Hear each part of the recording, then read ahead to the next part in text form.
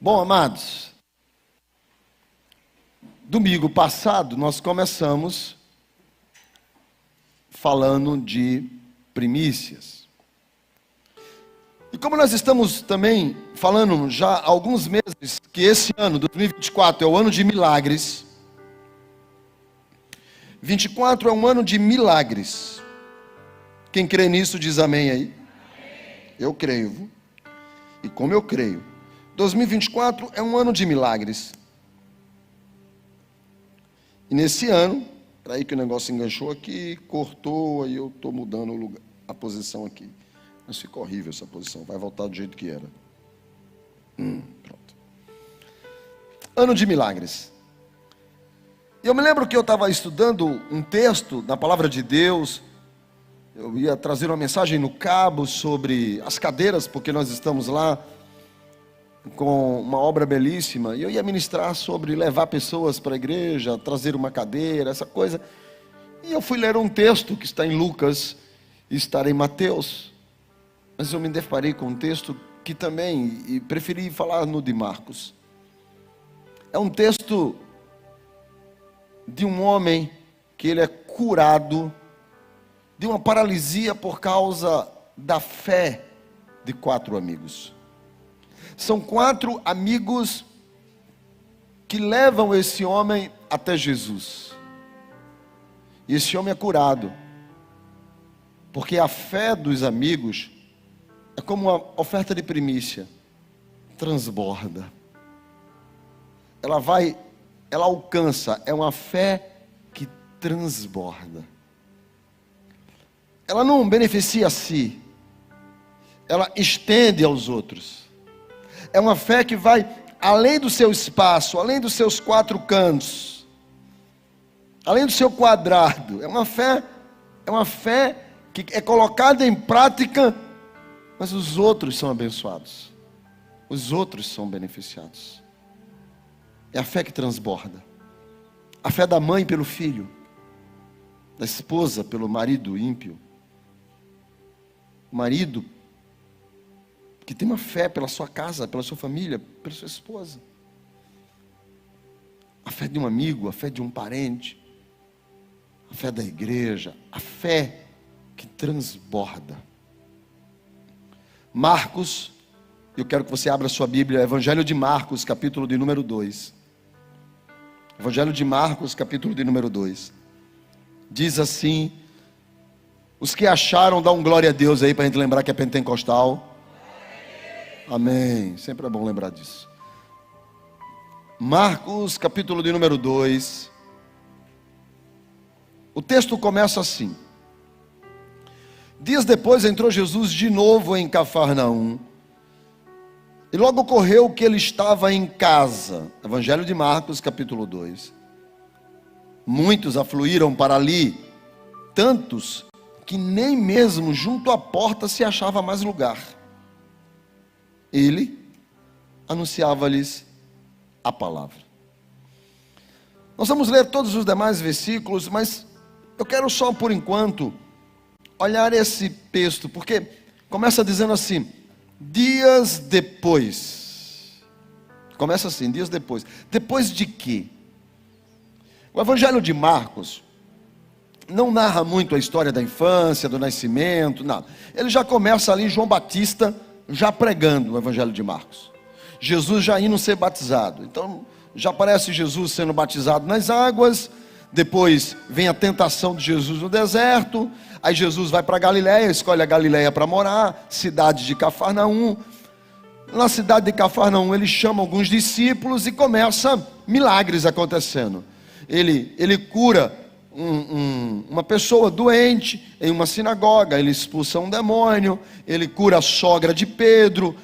Tem um momento que tem um festival de milagres.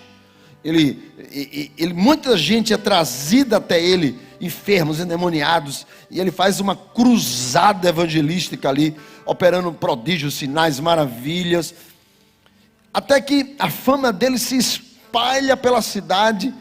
Todo mundo sabe que tem ali um profeta vindo de Nazaré, por isso que passaram a chamar nele de o Nazareno, e os milagres estão ali explodindo naquele lugar. Mas no verso 35 de Marcos 1 diz que ele se retira e vai para o deserto orar. Ele some do meio das pessoas. E quando ele vai para lá, para esse lugar para orar, ele não vai ficar ali um dia, ele fica um tempo e ele desaparece de Cafarnaum. Começam a procurá-lo, até que Pedro acha. Então ele explica para Pedro, Jesus explica para Pedro, porque ele diz assim: Senhor, volta conosco, a cidade está desejando esses milagres novamente. Ele fala: não, eu preciso ir pelas outras cidades também anunciar o evangelho. E ele sai dali de Cafarnaum, do deserto, onde ele estava orando, e a Bíblia diz que ele vai para vários lugares, vários povoados e vizinhos daquele lugar, realizando milagres. O tempo passa, ele cura leprosos, ainda voltando e tal, faz mais uma cruzada de milagres pelas cidades, até que ele volta para a cidade que ele escolheu para morar, que é o texto que nós lemos de Marcos 2, Cafarnaum. Então ele volta para Cafarnaum. E o texto vai dizer que ele vai e volta para casa. Ele volta para casa. Mas logo quando ele chega em casa, a notícia se espalha que Jesus voltou e que está em casa. Então o texto diz, o verso de número 2, que muitos afluíram para lá, se dirigiram para lá, foram até a casa dele. E parece-me que era tanta gente, tanta empolgação, que tinha gente pela janela, tinha gente fechando a porta, tinha gente dentro da casa, tinha gente na sala, tinha gente na cozinha, tinha gente do lado, tinha gente sentado, tinha gente no chão, gente na parede, ao ponto que não se achava mais lugar, nem na porta. É como se dissesse, o lado de fora, nem no lado de fora cabia de tanta gente. Por quê? Porque o povo estava cheio de expectativas. Porque a notícia era que aquele que faz milagre voltou. Então o povo está cheio de expectativa, cheio de vontade. Deixa eu dizer uma coisa para você. Quantos creem que 2024 será um ano de milagres? Diga amém. Então a primeira coisa que você tem que ter é estar cheio de expectativas, cheio de vontade, você entende? Cheio de vontade. Vai acontecer, gente, vai acontecer. Como? Não sei. De que maneira? Não sei. Como aquele? Não sei. E como é que vai? Eu só sei de uma coisa: vai acontecer. Cheio de expectativa, gente, cheio de vontade. Quando que o milagre acontece? Quando eu estou querendo. Aquela mulher que tocou na orla disse: se tão somente eu tocar. Olha, cheio de vontade. Eu quero um milagre, pastor. Eu quero que 2024 seja como uma oferta de primícia, transbordante. Então, aumente a sua expectativa. Aumente. Deixe ela lá em cima. Deixe ela cheia de vontade. Acorde todos os dias, eu acho que é hoje. E quando você for dormir, se não aconteceu, não tem problema. Você já dorme assim: boa noite, Jesus. Não foi hoje. Pode ser até a noite. Porque a tua palavra diz: enquanto eu durmo, o Senhor trabalha. Mas eu vou dormir cheio de expectativa, cheio de vontade, que o Deus a quem eu sirvo trabalha. Quem está entendendo aqui, diga amém. Então você tem que elevar a sua expectativa para o milagre. Você tem que estar vibrando com aquilo. Você tem que ser o que mais crê de todo mundo. Tem que levantar a expectativa. Multidões afluíram. Lá em cima, aquela vontade. Eu quero ver, eu quero tocar, eu quero ouvir e tal. E foram todo mundo, diz o texto do verso de número 1, que correram. Logo correu a notícia, né? Que ele estava em casa. Olha para aí, que ele estava em casa, irmãos. Ele estava em casa. O bom é que o Deus que se fez carne e habitou entre nós, o Deus que se fez carne e habitou entre nós, humanizou-se. Ele tinha casa. Pastor, o que quer dizer isso? É que ele sabe das nossas necessidades. Ele tinha família, ele tinha vizinho, ele tinha amigos. Eu não sei, não. Ainda bem, Jesus, obrigado. Ele não tinha sogra.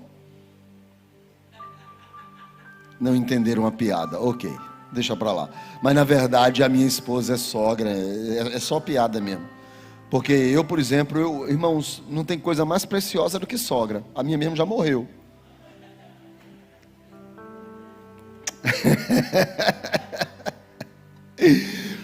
Então ele tinha casa, irmãos, ele tinha necessidades. Ele tinha necessidades. Estava ali no ambiente. O que isso quer dizer? Jesus entende a gente. É impressionante. Nós não estamos falando num Deus que não nos conhece. Estamos falando de um Deus que viveu tudo o que a gente viveu, que passou todas as nossas necessidades. Diz que todo o nosso castigo estava sobre Ele, que todas as enfermidades nossas estavam sobre Ele. Sabe o que é que isso significa dizer? Ele conhece as nossas deficiências e as nossas necessidades. Ele passou por isso. Por isso que o texto vai dizer que Ele intercede por nós. Ou seja, Ele pode intervir, porque Ele foi como um de nós. Então Ele está em casa, o lugar mais sagrado de um homem, mais sagrado de uma família, Ele está em casa. Mas olha o que aqui diz o verso de número 2. O povo foi tudo para a casa dele, não tinha mais espaço, queria um milagre. Mas o que é que ele faz? O que é que está escrito ali? O que é que ele faz? Anunciava não existe milagre se não começar pela palavra. Essa aqui é uma história de milagre. Ele vai curar um paralítico, mas o que era que ele fazia? Anunciava havia palavra de Deus dentro da casa de Jesus. Quer milagre? Quero. Coloque a palavra dentro da sua casa. Quer milagre? Quero. A igreja, a casa de Deus é lugar de milagre. Venha para o culto. Não troque o culto por nada. Não troque a palavra por nada, irmãos. Por nada. Jesus está em casa, exercendo a sua vocação, a sua chamada, anunciando a palavra. Então tem uma multidão ali, ouvindo a palavra, porque o milagre começa pela palavra. A palavra diz para você, que ainda que você não pode, Ele pode. A palavra diz para você, que ainda que se levante céus e terra, a palavra dele passe céus e terra, a palavra dele permanecerá. Há uma promessa de Deus na sua vida. Então creia na palavra de Deus. Quem está entendendo, diga amém. Bíblia, irmãos, Bíblia. O negócio de Jesus era Bíblia. O negócio de Jesus era reino. O negócio de Jesus era palavra, irmãos. Era palavra. Pastor, o assunto, palavra, irmãos, palavra. Pastor, é porque eu leio e não entendo. O que é que eu faço? Continue lendo, um dia vai entender. Procure uma versão mais fácil. Vá para a Bíblia Viva, linguagem de hoje. Peça ajuda. Vá para um GC, peça ajuda do seu líder. Mas, irmãos, não tem outro caminho para começar o milagre que não seja pela palavra. Aqui é o começo do milagre, cheio de expectativa. Aí foi a palavra, foi falando, a palavra foi alimentando, a palavra foi enchendo. Todo milagre, porque na palavra produz fé. Todo milagre começa na palavra. Aí o texto diz assim: alguns foram ter com ele. Não tem outra forma de ter milagre com Jesus. Versículo 3. Agora olha o que aqui diz o texto: conduzindo um paralítico, levado por 4 homens. 4 homens levaram um paralítico para lá. Por que que essa palavra paralítico é importante? Porque que quando a gente está estudando a Bíblia, por exemplo, no meu caso, eu fui lá olhar o que significava essa palavra no grego, porque o Novo Testamento foi escrito no grego, tá? O Novo Testamento que nós temos em nossas mãos foi escrito no grego. Aí, por que que essa palavra no grego é importante? Porque o grego ele é muito rico. Deus é sábio em tudo. Ele é muito rico nos detalhes a palavra. Por exemplo, está escrito assim, está escrito, Deus amou o mundo, João, lá em João, Evangelho de João 3,16. Deus amou o mundo de tal maneira que deu o seu Filho unigênito. Deus amou. Deus amou o quê? O mundo. Mas também está escrito, não ameis o mundo, nem nada que no mundo há, porque aquele que ama o mundo, o amor do Pai não está nele. Então como é que pode? É porque o mundo que Deus amou é uma palavra que traduzido para mundo significa pessoas. Está todo mundo aí? Mundo, pessoas. Agora, quando diz não ameis o mundo, ali está falando de sistema, modo de pensar. Diz assim, rapaz, vou te falar uma coisa. Aquele povo ali, pode ter certeza, é um mundo completamente diferente do nosso. Quer dizer, modo de viver. Esse mundo que está aqui falando é isso, modo de viver. Não ame o modo de viver do pecado, porque aquele que ama o modo de viver do pecado, o amor de Deus não está nele. Aquele mundo ali é diferente do nosso. Então, há muitas palavras do grego que são muito específicas. E nesse caso, por exemplo, aqui, paralíticos, ou K-U-S. E esse paralíticos do grego, irmãos, quer dizer atrofia de nervos. A palavra, quando você vai buscar, qual o significado dela?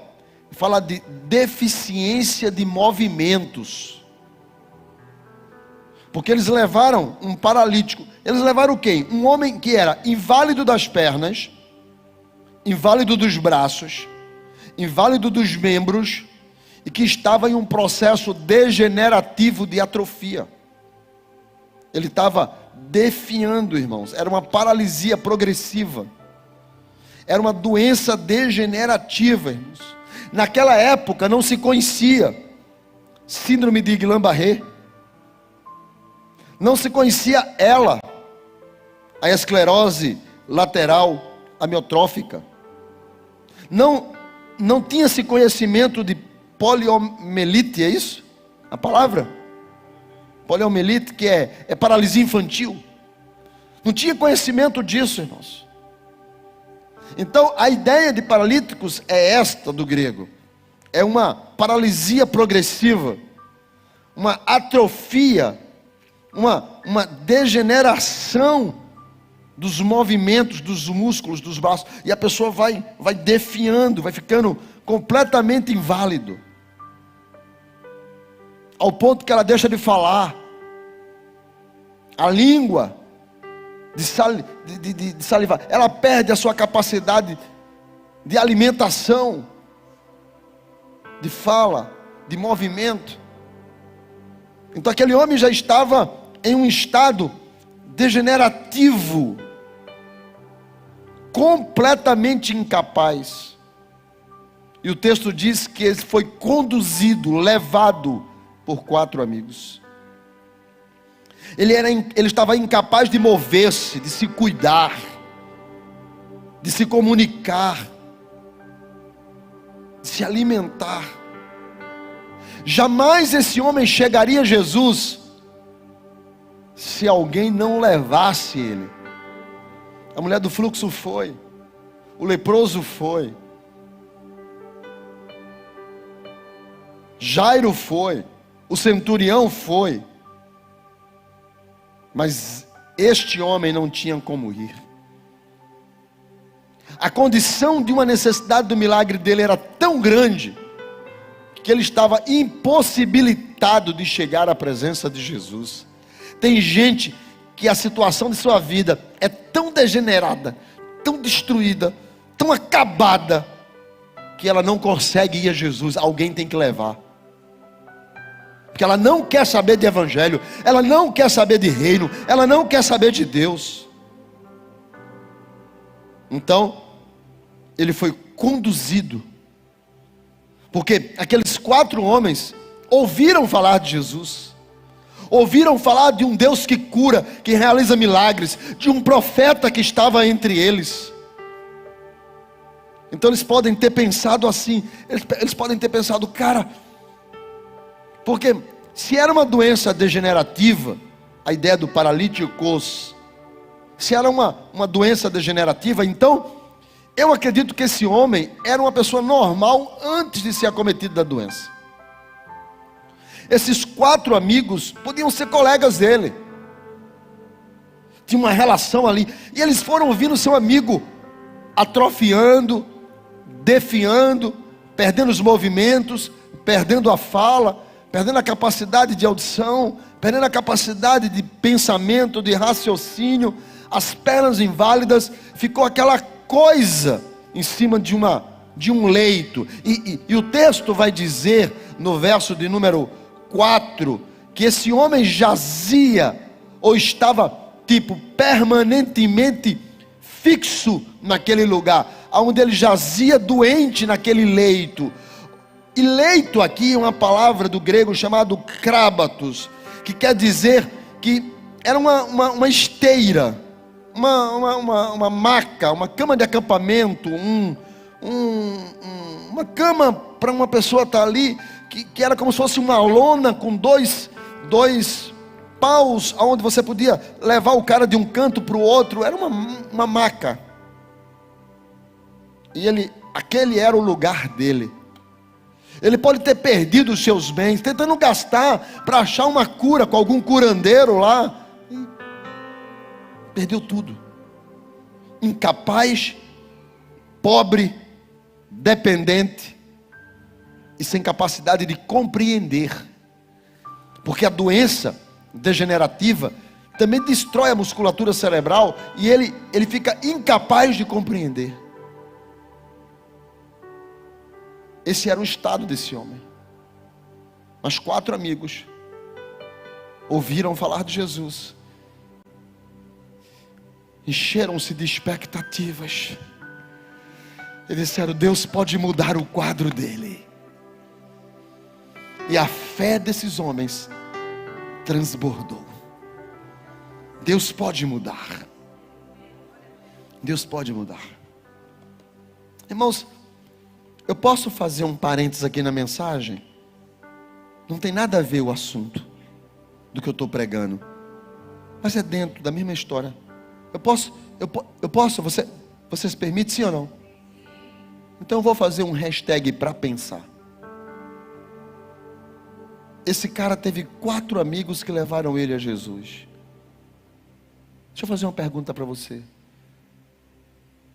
Quando você realmente precisar, será que você tem 4 amigos que podem socorrer você? Ou você é tão chato que não tem amigo? Tão complicado que não consegue ter relação?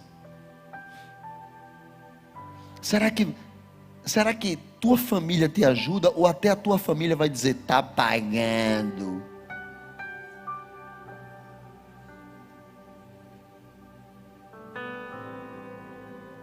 E houve silêncio na terra. Será que você tem 4 amigos? Será que você poderia fazer uma lista e dizer assim: deixa eu ver se tem 4 amigos que possam levar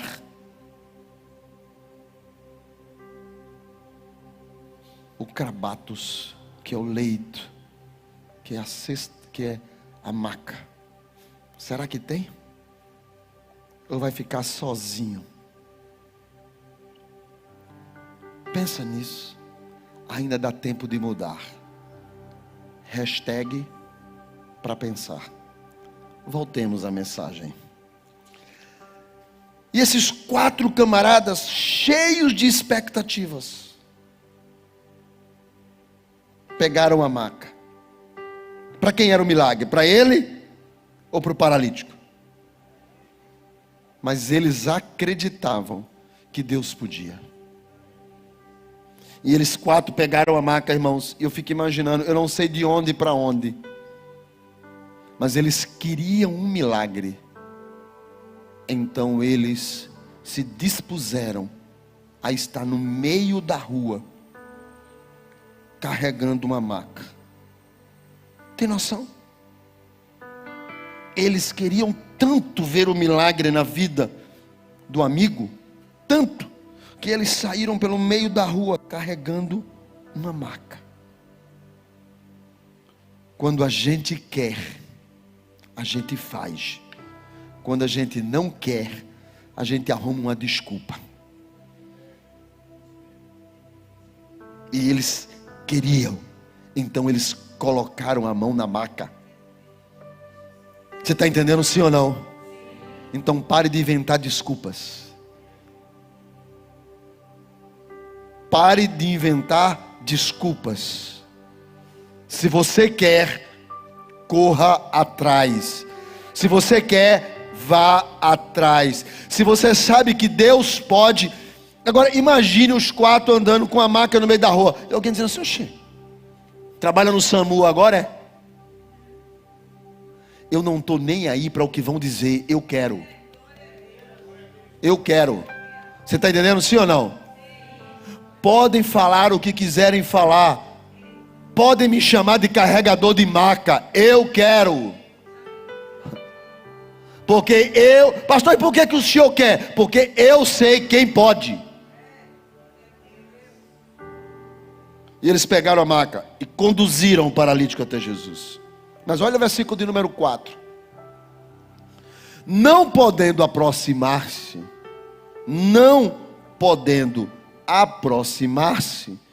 por causa da multidão. Está acompanhando o texto, sim ou não? 2:4. Não podendo aproximar-se. O que era que eles queriam? Se aproximar de Jesus, porque o milagre é se aproximar de Jesus. Não podendo aproximar-se por causa da multidão. Irmão, deixa eu falar uma coisa para você. Quem foi que disse que vai ser fácil? Quem foi que disse? Tudo é difícil, irmão. Tudo é difícil. Deixa eu dizer uma coisa para você. Não tem nada fácil. Tudo é difícil. Eu facilitei muito a vida dos meus 2 filhos. Talvez pelo fato de eu não ter tido, eu quis dar tudo para eles. Eu acho que eu errei.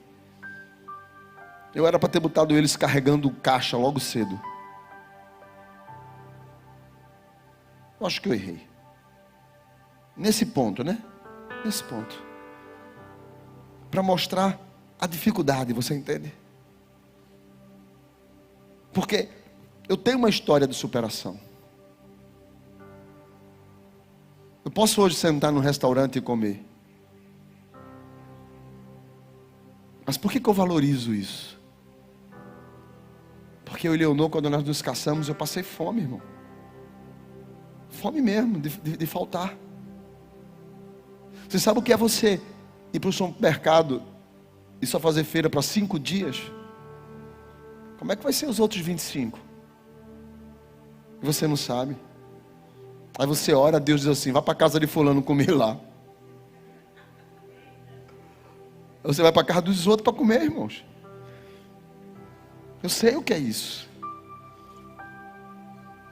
De sair de casa para trabalhar e comer na rua e ficar pensando: meu Deus, ele não ficou em casa, o que é que ela vai comer?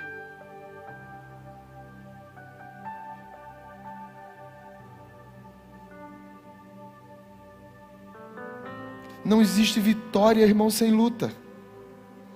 Não existe pódio sem competição. Ninguém chega em primeiro lugar sem ter que entrar na disputa.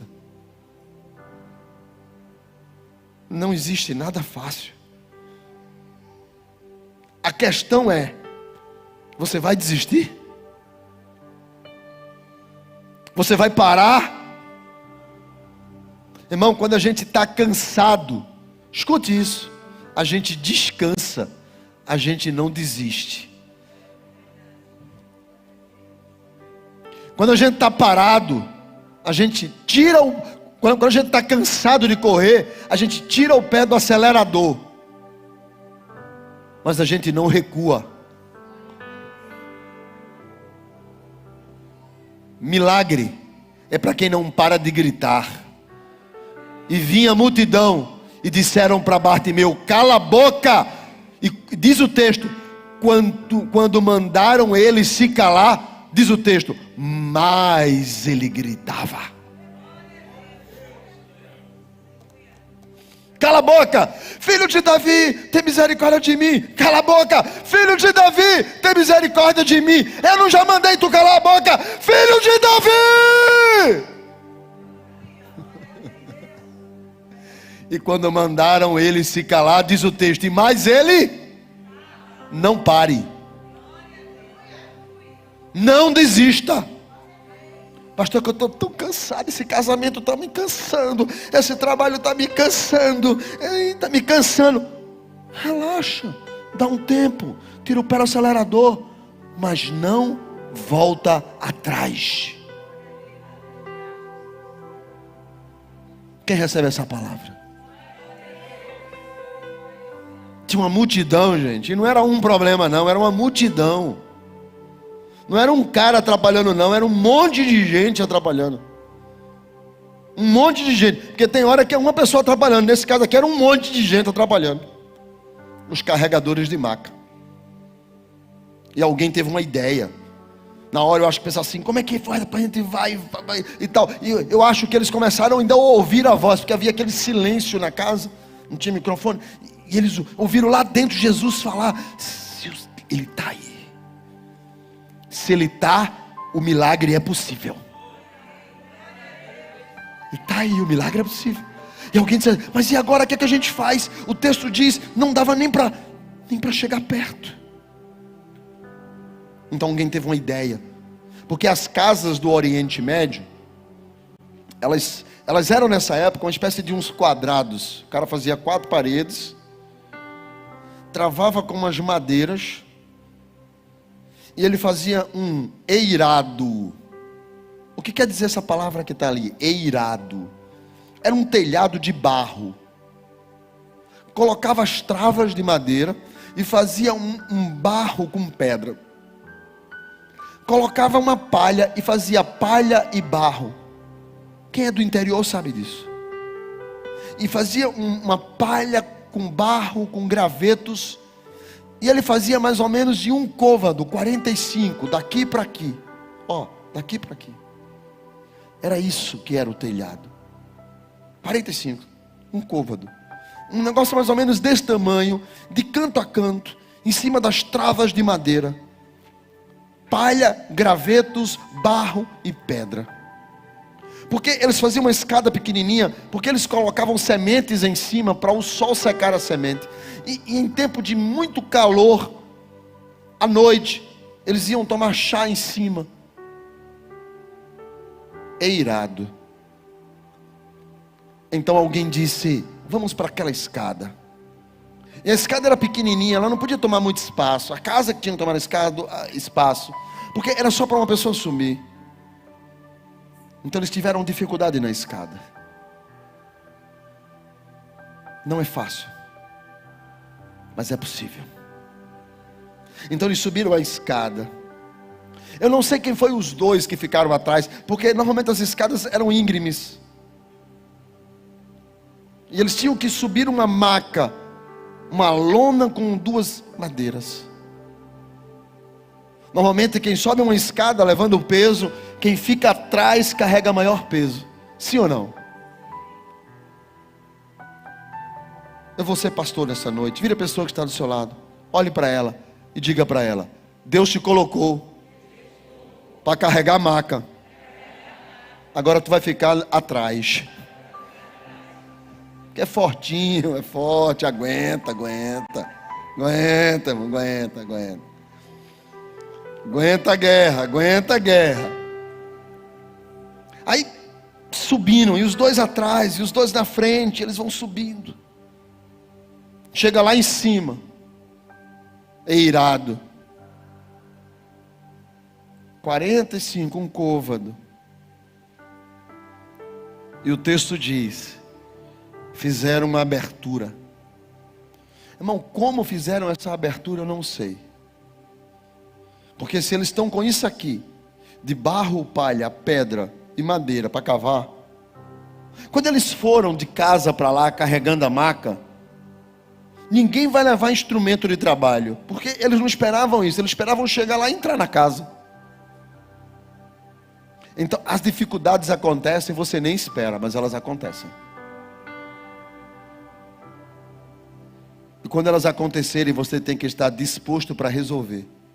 O problema foi feito para ser resolvido, e não para chorar em cima dele. Você está entendendo, sim ou não? Poxa, eu estou com problema, resolve. Não, irmão, o problema não foi feito para chorar, o problema foi feito para resolver. Então eles sobem, quando chegam lá em cima, tem problema. O que fazer? Resolver. Eu não sei como eles cavaram, mas cavaram. Eu não sei como começaram, mas começaram.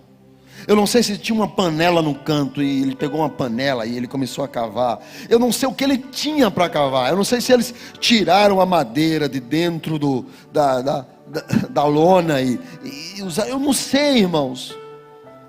Porque não me importa saber. O que importa é que eles queriam resolver.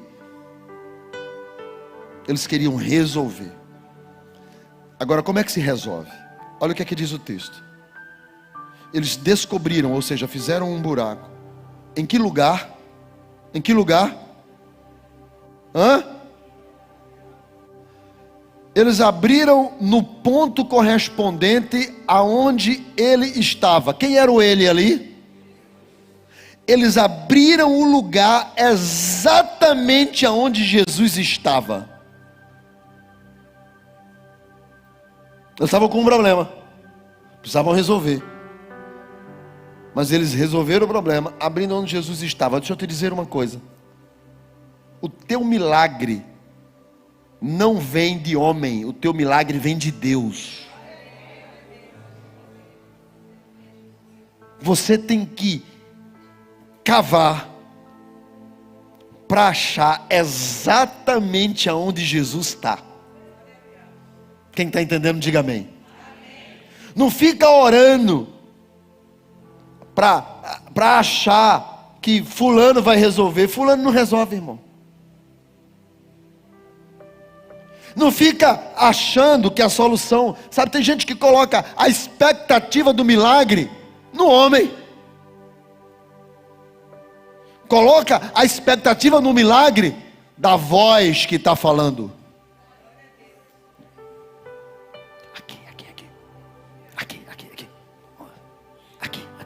Cava aqui, ele está aqui.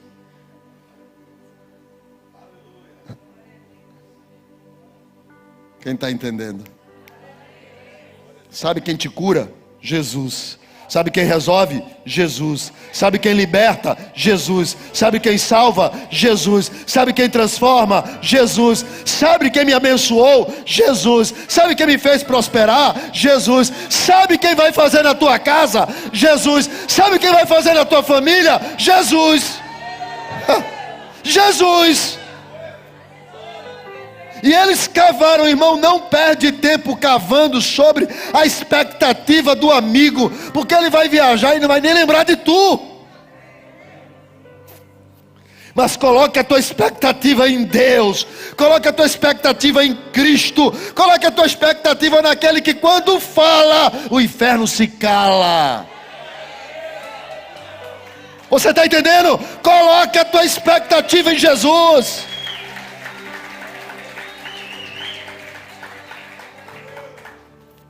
E eles começaram a cavar. E acharam.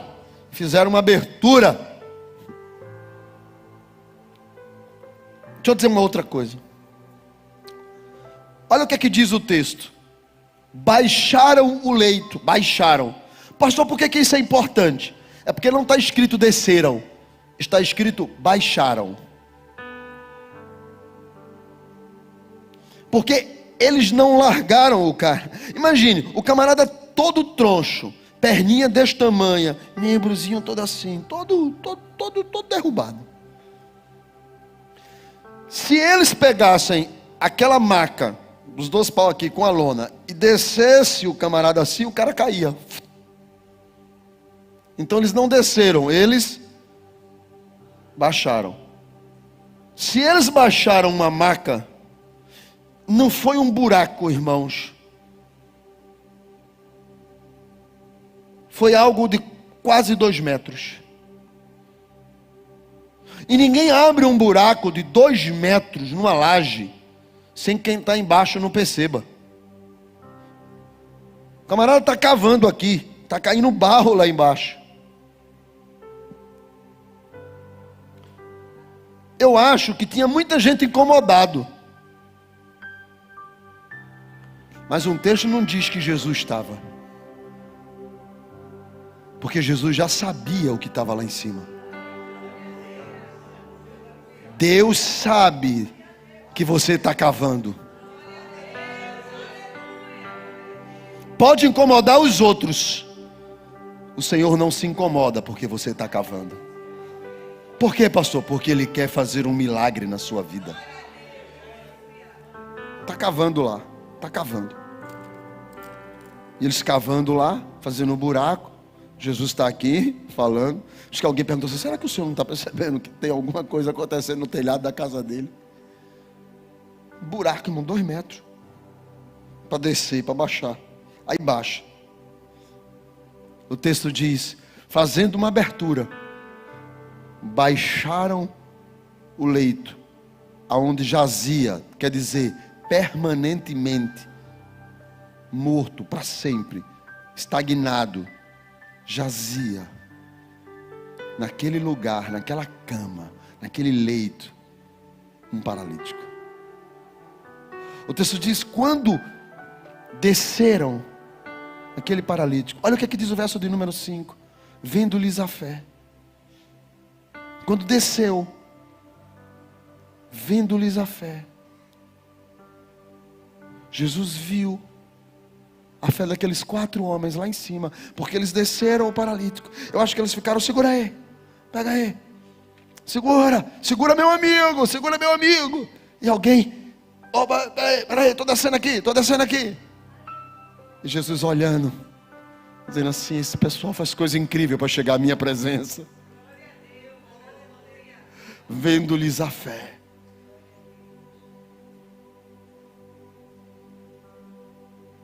Será que Jesus pode dizer sobre uma mãe que está aqui, cujo filho está no mundo? Será que Jesus pode salvar esse rapaz e dizer para essa mãe: vendo-lhes a fé?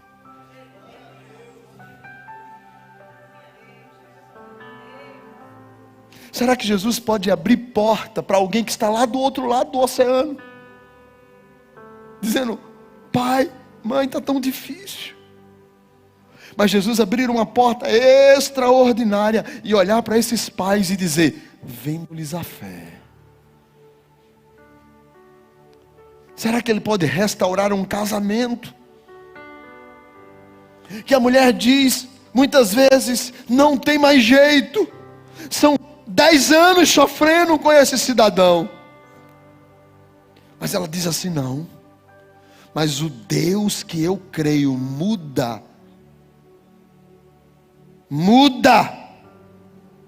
E Jesus entrar nessa história e olhar para aquela mulher e dizer: vendo-lhe a fé. Irmãos, muitas coisas, quem é abençoado é o outro. A fé do outro provoca o milagre no outro. A Bíblia diz, irmãos, que quando Deus libertou Israel e tirou o povo do Egito, depois de mais de 5 anos de sofrimento lá, 10 pragas, E ele traz, Moisés está saindo com aquele povo, quase 2,5 milhões de gente, só de homens 600 mil.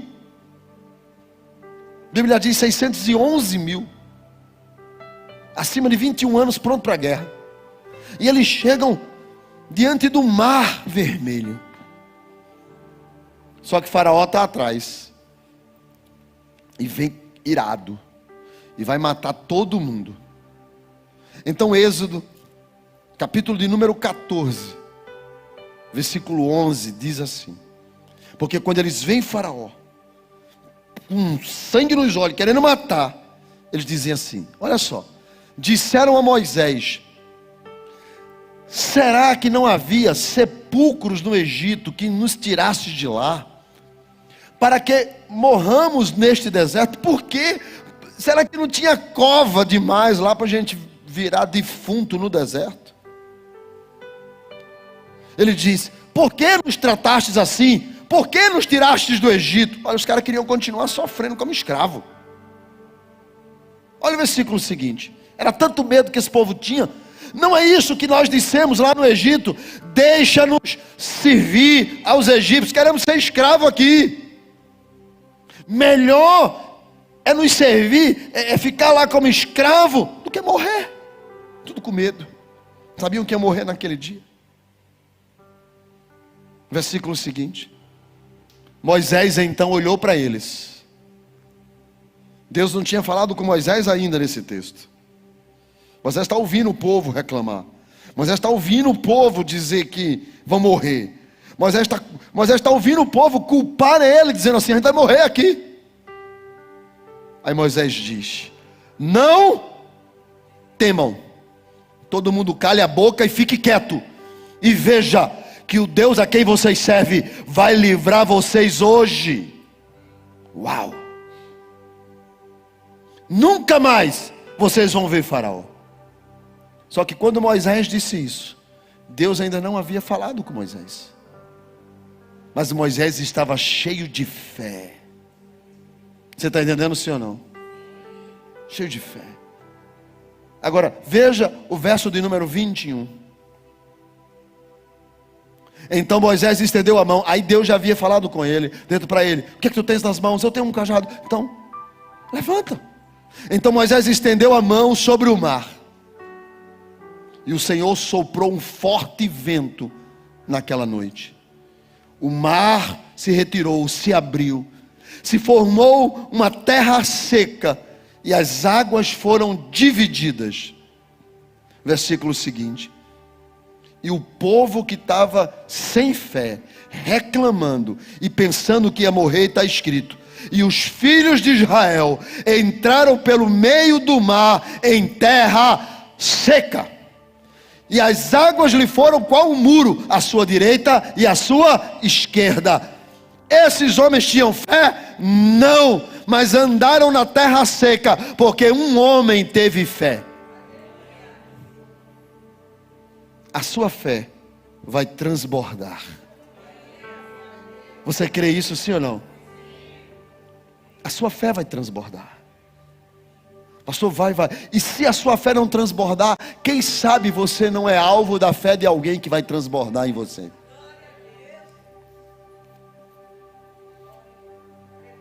Eu creio nisso, irmãos. Eu creio. Muita gente que vai estar aqui nesse espaço do C3 vai ser abençoado. Ele vai estar lá dentro. Ele não vai nem saber o que aconteceu, mas ele vai ser alvo da sua fé. De 4 amigos que disseram: vamos levar o paralítico até Jesus. E levaram até Jesus. Porque a fé deles alcançou o milagre. Olha o que diz o texto seguinte: vendo-lhes a fé, Jesus disse ao paralítico: filhos, os teus pecados são perdoados. Por que Jesus Marcos 2 versos 5? Marcos 2, 5. Vendo-lhes a fé, Jesus disse ao paralítico: filho, os teus pecados são perdoados. Por que Jesus perdoou os pecados do paralítico? Por que Jesus não curou logo ele? Deixa eu explicar para você rapidamente. Todos os nossos problemas são consequências de pecado. Deus, quando planejou o homem, colocou ele no Éden. Deus não planejou esquizofrenia. Deus não planejou autismo. Deus não planejou câncer. Deus não planejou nada disso. Deus planejou ao homem um ambiente de felicidade, um lugar de delícias, Éden. Mas o homem pecou e nós hoje morremos de morte. Hoje nós envelhecemos, ficamos velhos, os nossos órgãos entram em um estado de falência por causa do pecado. O mundo, os terremotos, os maremotos, tudo isso é consequência do pecado. Por isso que a Bíblia vai dizer que a terra geme e chora, aguardando o dia da redenção. Tudo que nós sofremos, a dor, a tristeza, as lágrimas, o sofrimento é consequência de pecado. Por isso que o Filho de Deus veio para perdoar pecados. Ele veio para resolver o problema. Não foi para amenizar, nem passar a mão, nem tirar um problema e vir outro. Ele veio para dar uma solução definitiva, vida eterna nos céus, com perdão de pecados. Então, a Bíblia vai dizer que Jesus perdoa o pecado desse homem, porque ele resolve o problema, definitivamente. E quando ele perdoa o pecado, é claro que, por que ele não curou? Porque o principal é o pecado, e ele quer resolver o problema. Alguns textos na Bíblia, como a mulher do fluxo, que primeiro é curada e depois é salva, diz que o texto salvo do grego não quer dizer que ela foi salva no sentido deste homem, de remissão de pecados, mas ela foi salva no sentido de liberdade da doença. Nem sempre a mesma palavra salvação tem a ver com remissão. Neste caso aqui é remissão de pecados. Então Jesus declara para aquele homem que os pecados deles foram remidos, que ele foi perdoado por Deus, que tudo que ele fez, régua, passou, jogar no mar do esquecimento. Deus perdoou os pecados, porque Deus perdoa pecados. Então há um grupo de escribas que estão ali, mas alguns dos escribas estavam assentados ali, verso de número 6, e diz que arrazoavam em seu coração, quer dizer, discutiam de forma racional, pensavam pela lógica, por tudo que eles conheciam das escrituras, que não era possível perdoar pecados. E o texto vai dizer que alguns dos escribas assentados ali arrazoavam em seu coração, e o 7 diz: por que ele fala dessa maneira? Isso é uma blasfêmia, isso é um pecado, porque ele está se colocando no lugar de Deus, porque somente Deus pode perdoar pecados, mas ninguém pode. Fato, eles estão certos, somente Deus perdoa pecados. E o interessante é que o texto diz, havia ali alguns escribas, os escribas estavam na casa de Jesus, mas contra a palavra que Jesus falava. A igreja é um lugar que tem muita gente que mesmo sentado, membro, participando, vai contra o que muitas vezes o pastor fala. Escolhe, não, isso aí que o pastor falou é verdade, não, isso aí não, isso aí não, isso aí não, isso aí não. A gente fica escolhendo o que o pastor diz. E tinha muitos escribas ali escolhendo o que Jesus dizia. Não, isso aí não, isso aí ele não pode dizer. Então Jesus olha para eles, porque o que eles estão dizendo é verdade. Ninguém perdoa pecados senão Deus. Eles estão falando a verdade. Porque se você for olhar, por exemplo, todos os fundadores de religião, nenhum deles perdoou pecados. Nenhum Maomé da vida perdoou pecados. Não se perdoa pecados senão Deus. Os escribas estão certos. Então a Bíblia diz que Jesus olha para eles e diz para eles no verso de número 8, porque Jesus percebe o que está no coração deles, a má intenção. Então Jesus disse: por que vocês estão dizendo isso no coração de vocês? Porque tudo tem a ver com o coração. Tudo tem a ver com o coração, com o que você sente, com o que você pensa na sua alma. Então Jesus vai dizer no verso 9: qual é o mais difícil? Fazer ou falar? É mais difícil dizer para esse paralítico: teu pecado está perdoado, ou dizer: toma tua cama e anda? O que é mais fácil, fazer ou falar? Jesus vai dizer: para vocês saberem que o que eu falo é verdade, eu vou fazer. É mais ou menos assim: para que você creia que esta palavra é verdade, Deus vai operar um milagre na sua vida, entendeu? Para você crer que o que está escrito aqui sobre vida eterna e sobre salvação, Deus vai agir sobre a sua vida. Quem crê diz amém. Ele vai mostrar o milagre. Só quem crê dá um glória a Deus aí. Ele vai mostrar o milagre. Para você crer que esta palavra é verdade, Ele vai mostrar o milagre. Irmãos, eu tomo posse disso, porque 2024 vai ser um ano de milagre.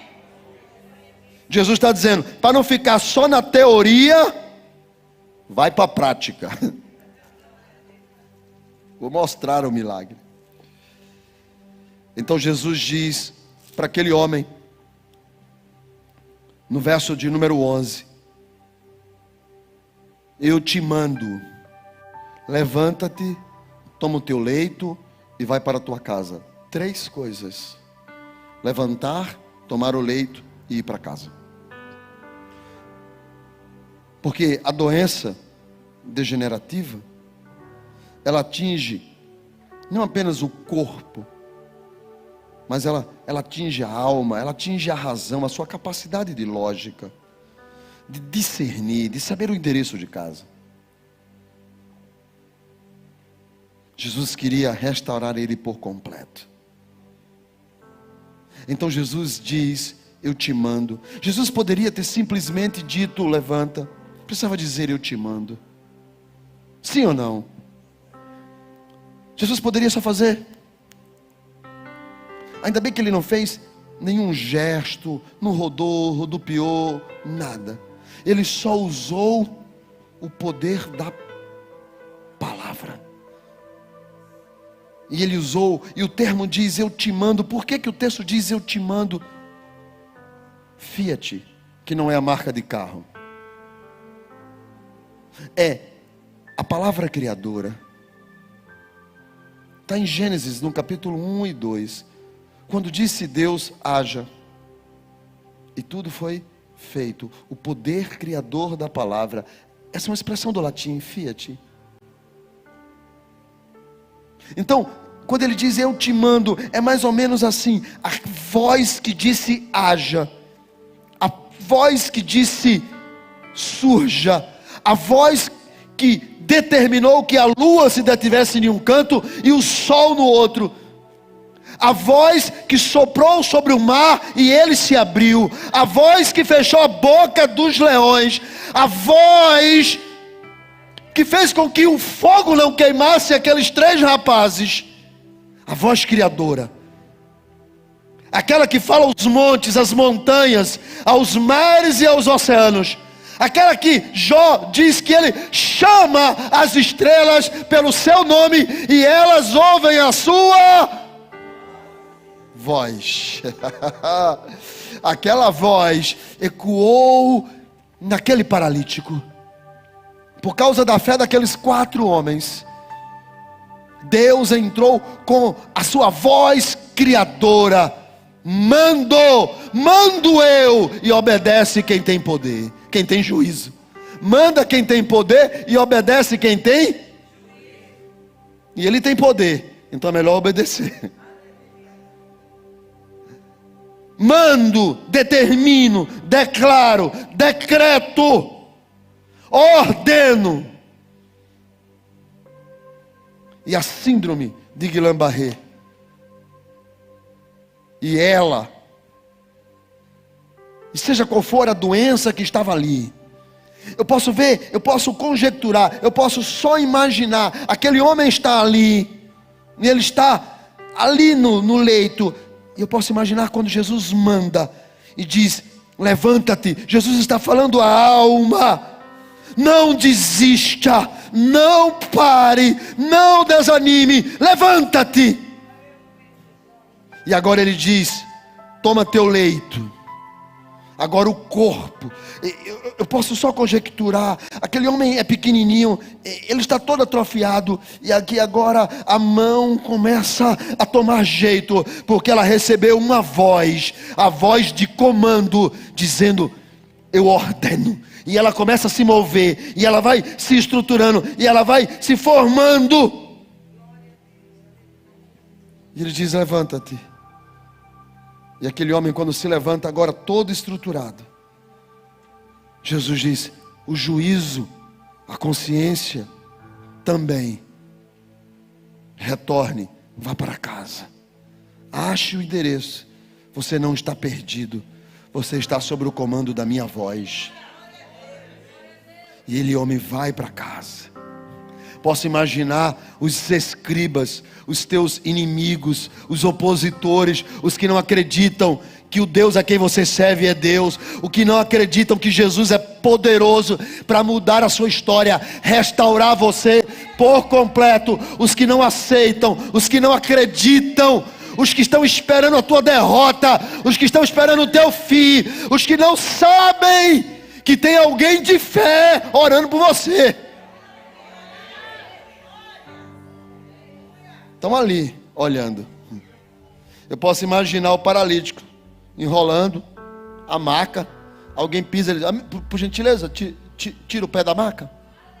Ele mandou eu pegar e levar para casa, dá licença. E o camarada tira e ele enrola a maca, coloca debaixo do braço. E os inimigos estão assim. Ele dá uma olhadinha e fala: tchau. Porque quando tudo que Deus faz é lindo. É lindo, é lindo. Eu estou aqui em cima hoje, mas eu não era para estar. Eu estou aqui pregando, mas não era para estar. E sabe por que eu estou? Porque tudo que Ele faz é lindo. Olha só o que é que diz o verso de número 12. Então ele se levantou, no mesmo instante, tomou o leito e retirou-se. Retirou-se como? Retirou-se como? Repete, por favor, isso aí. Retirou-se como? Retirou-se como?